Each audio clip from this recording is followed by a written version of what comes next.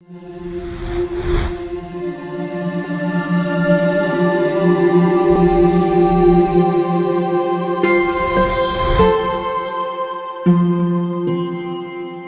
here we are again with another based on a true story type of film. Now I had a lot of high hopes for this movie since it's based on a bunch of survivors who are overcoming the odds to climb the highest mountain in the world. Now this was an incredible setup. People from all walks of life coming together to conquer Mount Everest and just overcoming the odds, banding together to help each other ascend to an altitude which no human being is even capable to survive. But unfortunately, for a movie about struggle and pain, it wasn't quite what I was expecting it to be. Now don't get me wrong, I sympathize with all the people who lost their loved ones in order to fulfill their dream by climbing Mount Everest. The problem here is that I see half the people actually get to Mount Everest, and I was just thinking, wait, hold on a minute, what about the struggles and trials they had to go through? Where's that at? That is one major problem with the film, why I couldn't connect with the characters that much. As for the leader of the expedition, Rob Hall, played by Jason Clarke, I won't even dare to bring up the last movie which I've seen him in, he was alright.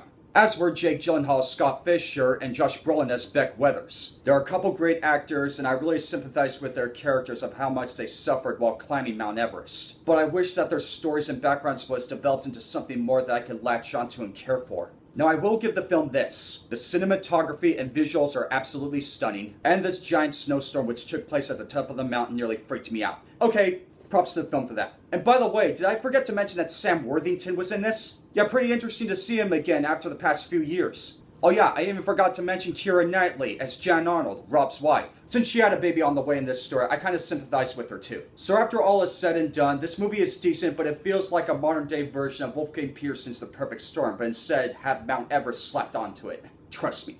I will give the movie Everest a 6 out of 10. Now on to the next film, so I better change. Alright, let's do this. It is wonderful to see Ridley Scott to make a comeback like this for the first time in years. The same thing can be said for actor Matt Damon. For playing astronaut and major scientist Mark Watney, Damon just kills it. His humor and banter is wonderful, and he is such a trooper, surviving on a desolate planet like Mars for a few years. Being based on a book which I haven't read yet, this doesn't feel that original because it feels like a modern day version of Robinson Crusoe on Mars. Only difference between this movie and that one is that that movie is in more of a science fiction type of universe, where this one is set more in our realistic universe. Okay, so what's the story? A crew of astronauts from NASA are sent on a mission to Mars, and they are doing just fine on their mission when suddenly a dust storm, a huge violent storm, breaks out on the surface of Mars. They scramble in a hurry to get back to their ship, but unfortunately leave one of theirs behind. Their own crew member, Mark Watney, played by Matt Damon. So Watney does everything he can to pull himself together while he's stranded on the planet, drawing together all of his skills to make his own food and to build his own habitat with all the remaining stuff which his crew left behind.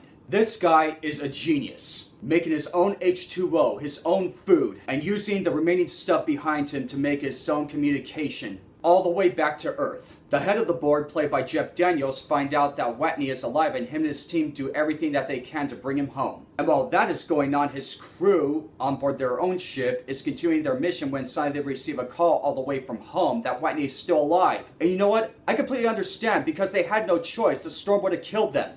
And I was invested every step of the way for what all these characters did. And as for one of the other actors who's playing the comic relief, Michael Pena as the astronaut Rick Martinez. I'll give him a lot of credit here that he wasn't as bland or annoying as he was in the past hit summer film Ant-Man. The guy was actually good in this role. And as for Kristen Wiig as the character Annie Montrose, the woman was not that bad here too.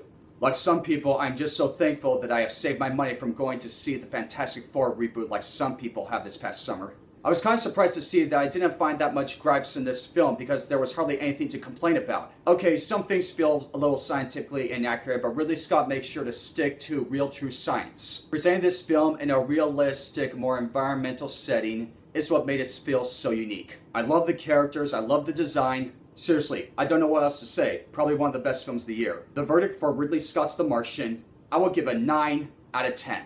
So, if you could see a good film being converted from one of your favorite books, which would it be and why? Let me know in the comment section below. And thank you all so very much for watching. I'll catch you all on the flip side.